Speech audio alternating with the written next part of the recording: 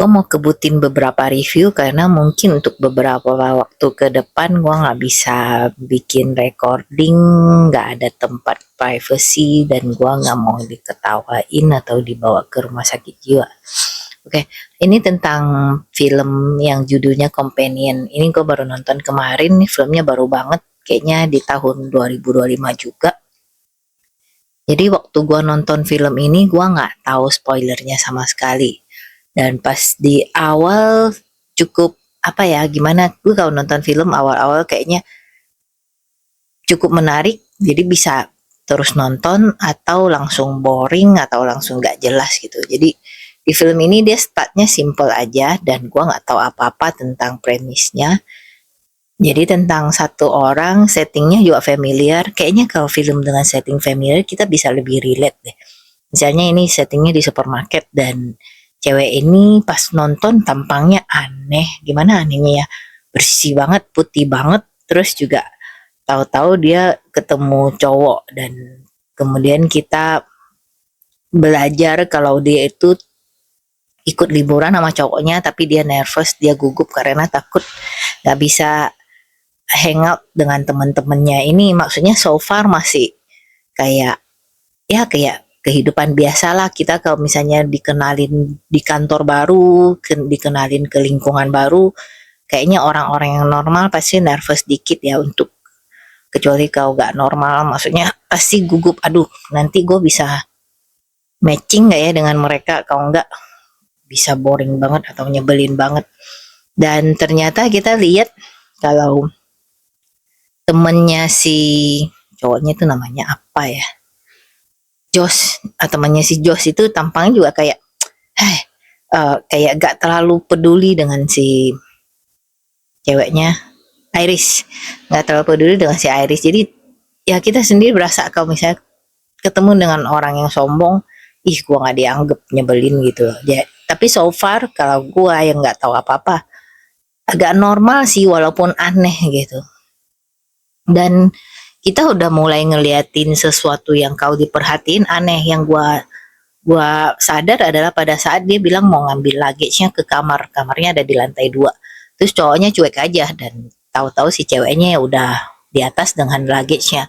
Jadi dalam pikiran gua, cowok ini males juga ya, maksudnya ya gua nggak ada masalah kalau cewek yang ngangkat koper, dan menurut gua sih sebaik-baiknya sih bareng gitu loh, karena biarpun ringan atau apa, kayaknya itu kegiatan yang sama-sama di setup berdua. Jadi kayak ngeliatin kamarnya kayak apa sih, kopernya ditaruh sini sini sini. Jadi di situ gue mulai merasa ini cowok males banget, Aidan males banget, cuek banget gitu loh. Terus yang kedua yang gue sadar adalah pas mandi.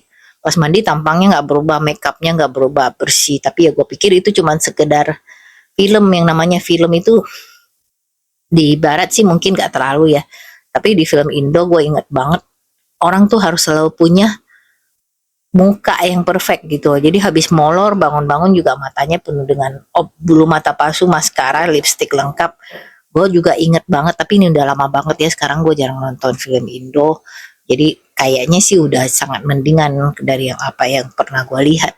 Tapi gue inget banget adegan dimana orang ini baru melahirkan, terus tahu-tahu mukanya udah kelap-kelip, udah cantik, udah terbungkus dengan rapi macam habis pesta gitu. Dan tadi gue pikir mungkin kayak gini kali ya, tapi kok menyolok banget gitu. Dan biasanya film barat nggak kayak gitu, mereka mandi ya mandi gitu. Dan satu lagi kok kayaknya mukanya cukup waterproof somehow, gimana cara explainnya ya, dia kayak gak punya pori-pori gitu loh, kayak mulus banget, kayak putih banget. Apa gara-gara emang artisnya emang begitu gitu, karena gue nggak tahu artisnya sama sekali. Tapi bis itu gue udah mulai curiga.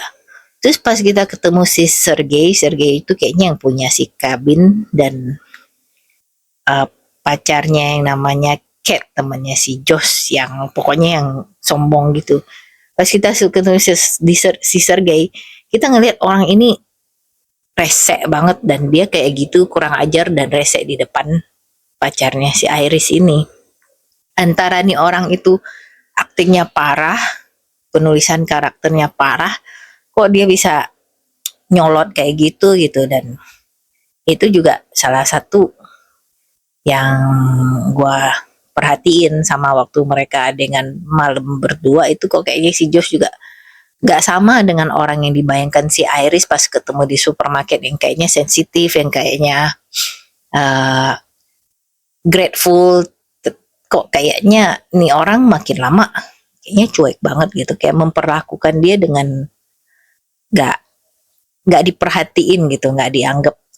Nah, terus yang lain lagi adalah pada saat mereka lagi makan, robot satunya si Patrick, dia juga cerita dengan berbinar-binar kalau si cowok mana yang karakter yang agak gendutan kayaknya itu cinta pertama, bla bla bla, matanya berbinar-binar. Gue juga merasa ini aneh, antara nih benar-benar cinta sejati mungkin, atau ada something yang gak beres, karena dia kayaknya juga apa, mereka juga kayaknya mentingin banget satu orang ini, kayak si Iris ini mentingin banget satu orang ini, kayak sampai kayaknya nggak punya kepribadian.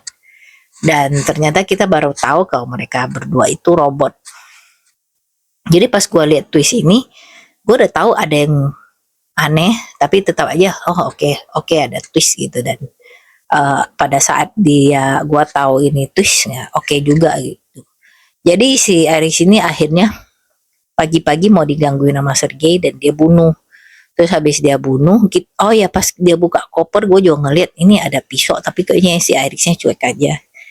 Jadi pas kelar dia bunuh, dia dateng ke ruang tamu bilang, gue bunuh si Sergei gitu. Dan yang lain reaksinya kayak nggak kayak wajar gitu. Kayak gimana lu bayangin panik kalau temen lu habis ditusuk dan penusuknya datang berdiri, sorry, gue bunuh ini. Jadi pas di situ gue udah tahu kayaknya ada yang nggak beres nih, mungkin ada sesuatu. Dan benar aja setelah dibongkar kalau ternyata si Iris ini robot. Jadi ternyata si Josh ini memprogram si Iris untuk bisa mencelakakan manusia. Jadi Iris ini adalah robot companion judulnya itu. Jadi ini dipakai buat untuk nemenin manusia. Kalau di zaman sekarang tuh semuanya itu udah ada, tapi walaupun nggak advance, kita punya robot anjing, robot yang bisa membantu ngerawat orang tua. Bahkan sekarang kayak misalnya orang juga bisa curhat di chat GPT. Jadi ini, dan kayaknya robot-robot kayak si Iris ini tuh udah ada gitu, cuman mungkin belum advance. Jadi gue bilang sih teknologi ini nggak akan lama lagi di depan, karena manusia-manusia tuh banyak yang sering frustrated dengan interaksi dengan manusia lain. Zaman sekarang tuh udah kayak orang tuh gampang, bukannya gampang ya gimana ya, susah untuk mempertahankan hubungan yang apa tuh namanya, yang murni gitu, yang kayak nggak saling menipu, yang tulus-tulus itu katanya.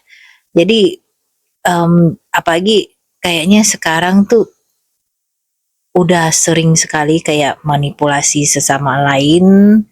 Orang nggak tuh ya, ngomong apa sih gue, pokoknya menurut gue companion robot yang seperti yang dikasih tahu di film ini, terutama yang dikasih tahu di film ini, itu akan jadi sesuatu yang ngetrend di masa depan. Dan ini udah diceritakan di film-film sci-fi dari zaman dulu kala. Jadi kesadaran kalau manusia itu susah, hubungan manusia itu susah dipertahankan, bisa berubah, menyakiti hati atau gak stabil, itu udah ada dari dulu. Jadi orang-orang tuh pengen karena kita adalah maksud sosial, bla bla bla bla bla, kita tuh perlu companion, setidaknya ada orang untuk bisa bertukar pikiran atau bisa buat nemenin atau apa. Dan banyak sekali orang-orang yang merasakan itu pada saat COVID misalnya. Sekarang sih kita kan kayak untuk komunikasi dengan orang tuh gampang, kayak misalnya bisa lewat WhatsApp, bisa lewat sosial media, bahkan nggak kayak zaman gua dulu di mana lu nulis satu surat, pada saat surat itu nyampe udah beda beritanya, atau bagus kalau nyampe. Dan tapi somehow mungkin pada saat itu semua hubungan itu lebih tulus ya. Kalau sekarang tuh orang bisa ngomong apa aja di depan lu tapi di belakang lu beda, atau orang-orang tuh menganggap hubungan itu nggak buat seterus-terusnya. Aduh, gampang banget. Gue ini judgmental sih. Maksudnya gue ngelihat sikap teman-teman gue atau sikap orang-orang, kayaknya mereka semua udah sangat was-was untuk menjalin hubungan serius di masa sekarang. Jadi companion robot ini, apalagi pada saat populasi kita udah mulai menua, kayak kayak orang tua yang merasa kesepian, yang mungkin ditaruh di panti jompo, gak jarang dikunjungin, itu tuh kenyataan yang menyedihkan dan bakal menjadi industri atau bisnis yang sangat besar. Jadi realita dari film ini bener-bener aja gitu loh, realistik. Nah waktu itu pas gue berdiskusi dengan orang lain, apakah punya companion robot ini bisa jadi salah gitu, bisa jadi sesuatu yang senjata mata tuan. Nah itu lagi juga dari sejak zaman film Terminator tuh udah dikasih tahu, kita tuh menciptakan sesuatu yang punya potensi lebih kuat dari kita, dan lebih parah lagi mereka nggak punya perasaan gitu loh, karena namanya juga mesin, perasaannya artifisial. Pada saat dia nusuk lu sakit, dia bilang biarin aja, maksudnya gak ada berasa empati sama lu gitu. Dan waktu itu kita bercandanya bilang, ini satu kode aja yang salah. Waktu itu gue bercanda dengan spouse, satu kode aja yang salah udah deh lu bisa dicelakai nama dia. Kemungkinan ini udah dari dulu disadarin sama orang-orang. Satu orang yang ada 3 laws of robotic yang terkenal dari Asimov, itu ada 3 aturan di mana robot itu harus memenuhi. Pertama, robot itu nggak boleh mencelakakan manusia atau membuat manusia celaka dari ketidakaktifan dia gitu. Jadi satu jelas ya. Kedua, robot itu harus nurut sama manusia, kecuali pada saat dia nurut itu dia bisa mencelakakan orang lain atau kontradiksi dengan hukum yang pertama. Jadi nggak boleh mencelakakan orang lain, mencelakakan orang. Jadi misalnya gue punya robot nih, lu gebukin si monyet di sana gitu, itu nggak boleh karena dia punya first hukum pertama itu adalah tidak boleh mencelakakan manusia. Jadi dia nggak bakal nurut sama lu kalau dia nurut sama hukum ini. Yang ketiga, robot itu harus melindungi dia sendiri, kecuali kalau itu menentang hukum pertama dan kedua. Jadi misalnya kita punya robot nih, terus kita celakain si robotnya, kayak di film ini disuruh ngebakar tangannya gitu.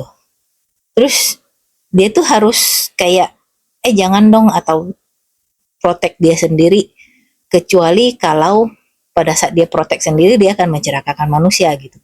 Jadi kalau misalnya berdasarkan hukum ini, mestinya pada saat dia disuruh membakar, dia tuh nggak mau, misalnya dia harus protect his own existence.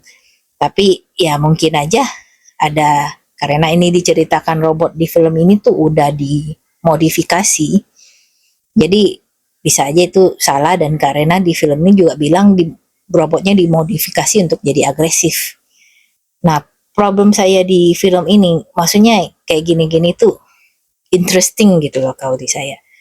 Apa yang bisa membuat robot itu, gimana kalau robot ini dapat hukum ini, kemudian dia sendiri menemukan loophole untuk membuat hukum ini gak terlalu mengikat dia. Jadi dia menemukan cara untuk, misalnya dia harus protect is existence, tapi dia pakai cara lain untuk protect itu, dan akhirnya jadi mencelakakan manusia. Itu bisa aja karena apa yang membuat kita beda dengan komputer, mereka tuh bisa melakukan berbagai beribu-ribu simulasi gitu loh, dan dalam waktu yang sangat singkat mereka bisa menganalisa banyak sekali data. Seperti juga sekarang kan namanya nulis buku itu gak akan, sangat banyak halangannya karena AI itu udah bisa nulis buku. Tapi cara mereka nulis buku tuh kayak apa? Mereka tuh mencuri dari buku-buku orang gitu loh.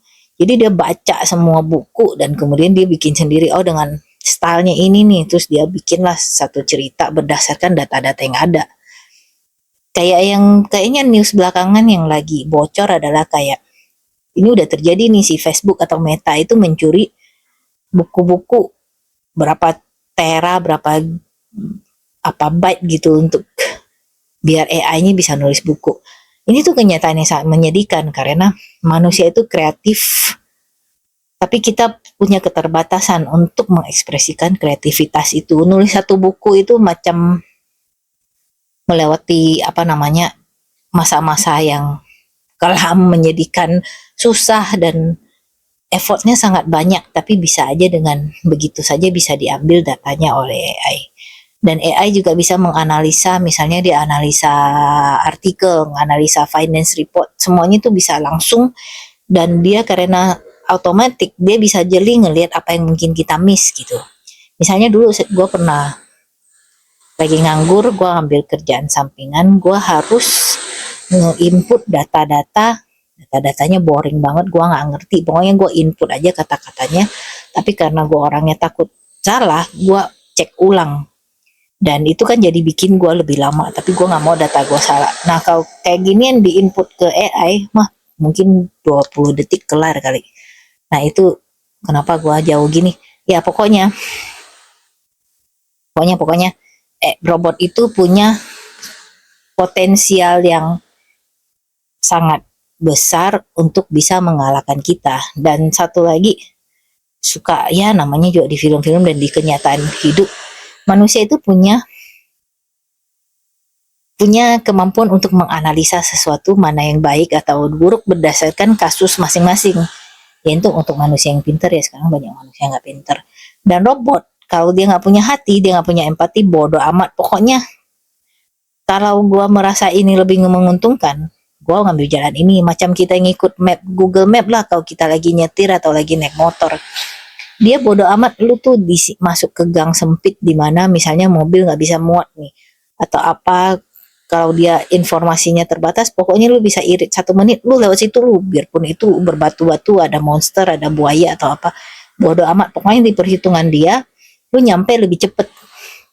Jadi mereka nggak peduli kesusahan lu, nggak peduli tentang faktor-faktor lain. Dah, anyway, jadi gue juga nggak tahu sih, ini kayaknya agak-agak si Josh ini dibilang bisa jailbreak robot-robot ini. Dan gue nggak tahu backgroundnya dia apa, tapi dia tuh tipe cowok yang ini istilah beken zaman sekarang, kayaknya gue sama sekali nggak ngikutan, tapi karena gue kadang-kadang ngeliat satu site yang sering ngomongin kayak ginian, meme atau apa, ini istilahnya incel. Incel itu namanya involuntary celibate. Jadi dia tuh ini tuh banyak kan cowok-cowok yang merasa mereka ketinggalan karena nggak punya pacar, nggak punya istri misalnya.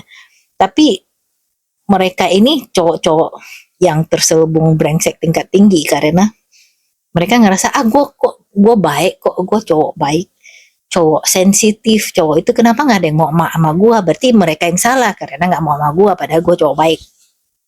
Padahal tingkahnya mereka dengan cara pikir kayak gitu aja kita udah tahu ini orang kayak apa, bukan tipe-tipe orang yang punya kesadaran tentang dirinya sendiri gitu. Dan kayaknya karakter ini kayak gitu si Josh. Dia kan waktu ada satu adegan di mana dia ngomong-ngomong, gue baik kok, kenapa cewek-cewek selalu begitu sama gue. Nah dia gak punya kesadaran kayak gitu kadang-kadang. Nah jadi dengan dia tuh kayaknya mungkin ada hubungan dengan yang namanya Kate, ceweknya si yang dibunuh itu, untuk ngambil duitnya dia. Lagian cash segitu banyak sih di rumah, itu ngambil duitnya dia dengan cara bikin robotnya itu ngebunuh si jutawan ini yang punya kabin.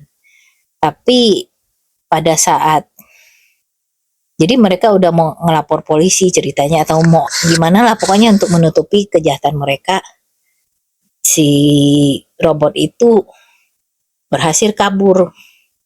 Dan pada saat kabur itu dia menyadari kalau dia tuh bisa dikontrol, dan dia sendiri bisa kontrol itu cuman kayak pakai apps, tinggal dinaikin agresinya, dinaikin intelligence-nya, dan kemudian dia mulai menyadari kalau si pemiliknya itu jahat gitu. Dan habis itu juga diceritakan tentang si Patrick robot satunya, di mana dia dimanfaatkan akhirnya untuk menutupi kejahatan yang makin lama makin jelimet kayak gini. Jadi mungkin terlalu panjang kalau gue uraikan, kalian pasti udah nonton. Menurut gue film ini messy tapi cukup fun gitu, karena ya ini namanya film ini juga nggak terlalu serius, mereka kayak buat entertaining. Jadi kalau misalnya gue picky dengan hal-hal lain yang uh, terlalu itu bukan tujuan film ini. Tujuan film ini kayaknya bukan untuk pinter gitu, tapi dia kreatif aja biar entertaining, dan menurut gue memang entertaining. Gue bisa nonton walaupun kadang-kadang ya ampun konyol banget. Terus ada juga kayak dark humor, kayak lucu, misalnya kayak kayak apa sih, kayak ada satu yang lucu tapi gue lupa. Oh, kayak you are breaking up with me gitu loh, kayak hah lu putus sama gue gitu. Atau mungkin dengan polisi dengan kumis yang konyol, dan banyak juga plot-plot di mana nggak bisa dipercaya. Kayak misalnya polisi ini tuh, lu bayangin deh, polisi memberhentikan mobil yang udah dilaporkan untuk dicuri, dan orang yang di mobil itu berdarah-darah sampai segitu banyak, dia tuh nggak curiga, hahaha hehehe, sampai dia ngeliat pisau. Apaan sih?